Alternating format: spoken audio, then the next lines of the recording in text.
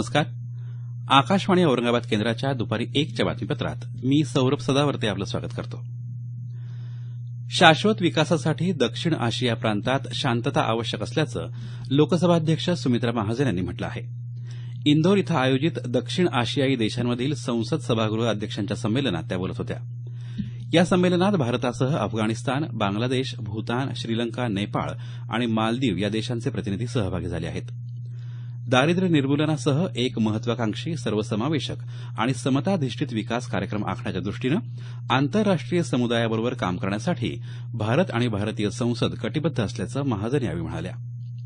नागरिक हा सर्वोच्च महत्वाचा घटक असून कोणत्याही विकासाला मानवी चेहरा असल्याशिवाय तो प्रत्यक्षात येऊ शकत नाही आणि शाश्वत होऊ शकत नाही, असं त्यांनी यावेळी नमूद केलं. वस्तू आणि सेवा करांतर्गत करदात्यांचं विभाजन करणाऱ्या निकषांना बदलण्यासंदर्भातल्या तरतुदींबाबत वस्तू आणि सेवा कर परिषदेच्या गेल्या बैठकीचं इतिवृत्त रद्द करण्याची मागणी विरोधी पक्ष शासित राज्यांनी केंद्र सरकारकडे केली आहे. परिषदेच्या या आधीच्या बैठकीत 1.5 कोटी रुपयांपर्यंत वार्षिक उलाढाल असणाऱ्या 90% करदात्यांचं मूल्यमापन राज्यांनी आणि उर्वरित 10% करदात्यांचं मूल्यमापन केंद्र सरकारनं करण्याचा मुद्दा मान्य करण्यात आला होता. मात्र या बैठकीच्या इतिवृत्तानुसार राज्यांना हे मूल्यमापन केंद्राशी सल्लामसलत करून वेगळ्या प्रमाणात करण्याची मुभा असल्याचं नमूद करण्यात आलं आहे. याला काही राज्यांनी विरोध केला आहे. आरोग्य समस्या सोडवण्यासाठी केंद्र आणि राज्य सरकारांच्या भूमिका निश्चित करणारं एक धोरण असणं आवश्यक असल्याचं जागतिक आरोग्य संघटनेनं म्हटलं आहे. यामुळे राज्यांना आपल्या अनुकूल पद्धतीनं यासंदर्भात काम करण्याचं स्वातंत्र्य मिळेल, असं संघटनेचं म्हणणं आहे. भारतासारख्या वैविध्यपूर्ण वैशिष्ट्य असणाऱ्या देशात विविध आरोग्य समस्या सोडवण्यासाठी वेगवेगळ्या गोष्टींची आणि वेगवेगळ्या प्रकारच्या दृष्टिकोनाची गरज असल्याचं संघटनेच्या प्रतिनिधीनं कोलकाता इथं पीटीआयला दिलेल्या मुलाखतीदरम्यान सांगितलं. यावेळी त्यांनी भारताच्या राष्ट्रीय आरोग्य धोरण आणि राष्ट्रीय आरोग्य अभियानाची प्रशंसा केली. तसंच सरकारनं आरोग्याला आणखी प्राधान्य देत सार्वजनिक आरोग्य क्षेत्रात गुंतवणूक वाढवण्याचं आवाहन केलं. उत्तर प्रदेश विधानसभा निवडणुकीच्या 3ऱ्या टप्प्यातलं मतदान आज सुरू आहे. राज्याच्या 12 जिल्ह्यातल्या 69 विधानसभा मतदारसंघांसाठी या टप्प्यात निवडणूक होत आहे. यात सुमारे 2,41,00,000 मतदार 826 उमेदवारांचं भवितव्य ठरवणार आहेत. आतापर्यंत साधारणतः 24% मतदान झाल्याचं वृत्त आहे.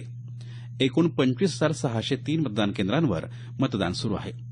मतदानादरम्यान कडक सुरक्षा व्यवस्था तैनात करण्यात आली आहे. छत्रपती शिवाजी महाराज जयंतीनिमित्त आज सर्वत्र अनेक कार्यक्रमांचं आयोजन करण्यात आलं आहे. औरंगाबाद जिल्हाधिकारी कार्यालयात आज जिल्हाधिकारी निधी पांडेय यांनी छत्रपती शिवाजी महाराजांच्या प्रतिमेला पुष्पहार अर्पण करून अभिवादन केलं. शहरात अनेक संस्था आणि संघटनांनी शिवजयंतीनिमित्त वाहन फेरीचं आयोजन केलं. लातूर इथं जिल्हा माहिती कार्यालय आणि विभागीय माहिती कार्यालयाच्या वतीनं शिवजयंती साजरी करण्यात आली. जिल्हा माहिती अधिकारी सुनील सोनटक्के यांनी छत्रपती शिवाजी महाराजांच्या प्रतिमेला पुष्पहार अर्पण करून अभिवादन केलं.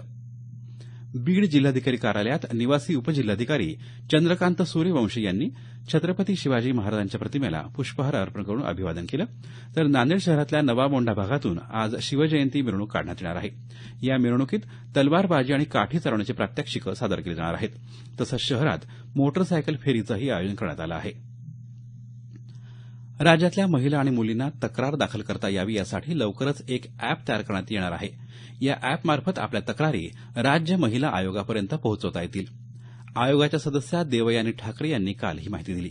महिला आयोग तुमच्या दारी या उपक्रमांतर्गत धुळे इथं आयोजित एका कार्यक्रमात त्या बोलत होत्या. राज्यात वैद्यकीय आणि दंतवैद्यकीय पदव्युत्तर अभ्यासक्रमाच्या नीट पीजी किंवा नीट एमडीएसद्वारे राज्यस्तरीय प्रवेश प्रक्रियेसाठी तयार करण्यात आलेली तात्पुरती गुणवत्ता यादी उद्या www.dmer.org आणि www.mahacet.org या संकेतस्थळांवर प्रसिद्ध करण्यात येणार आहे. राज्य सामायिक प्रवेश परीक्षा कक्षाचे आयुक्त कमलाकर फड यांनी ही माहिती दिली आहे. याबरोबरच हे बातमीपत्र संपलं. आमचं यानंतरचं बातमीपत्र सायंकाळी 5:25 वाजून